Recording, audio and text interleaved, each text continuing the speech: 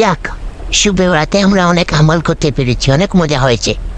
এই, তাড়াতাড়ি অজু কর, নামাজ শুরু হয়ে যাচ্ছে, তাড়াতাড়ি করবে। যাক, আমরা আজকে একসাথে সবাই জামাতে নামাজ পড়লাম। চল এখন বাইরে যাই, গিয়ে একটু ঘুরি। দাঁড়াও, তোমরা তো দেখছি এখন নামাজ পড়ো। আগে তো তোমরা নামাজ পড়তে না, খারাপ ছেলেছেন। তোমাদের এই পরিবর্তনটা কেন ওদেরকে যদি একটু বলতে। না হুজুর, আসলে সামনে তো রমজান, আর আমরা ঠিক করেছি আমরা একজন পরিপূর্ণ মুসলিম হব, একজন ইমানদার মুমিন হতে চাই আমরা। আপনি আমাদের জন্য দোয়া করবেন, তাই আর কি আমরা একটু একটু নামাজ পড়ছি। আর সামনে থেকে আমরা 5 ওয়াক্ত নামাজ পড়বো আমরা 3 জন। আমাদের জন্য দোয়া করবেন হুজুর। ও আচ্ছা, খুবই ভালো। আচ্ছা, আমি তোমাদের জন্য দোয়া করবা।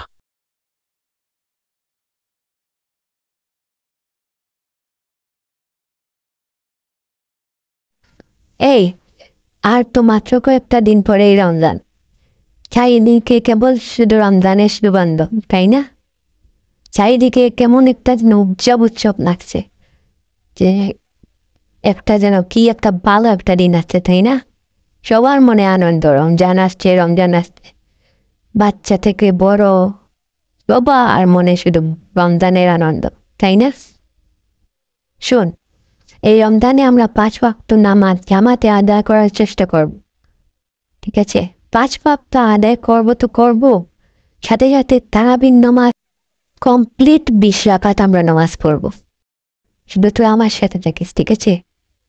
থাকবি তো? হ্যাঁ, আমি থাকবো। মিজান, তুই থাকবি? হ্যাঁ, আমিও দেখবো।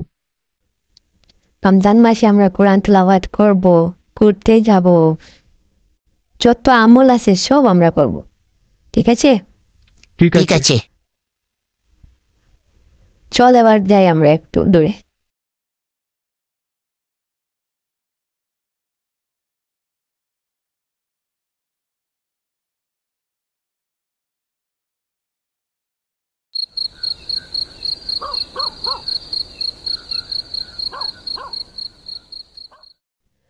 ও, কত সুন্দর চাঁদ উঠেছে, মনে হচ্ছে যেন রমজান চাঁদ।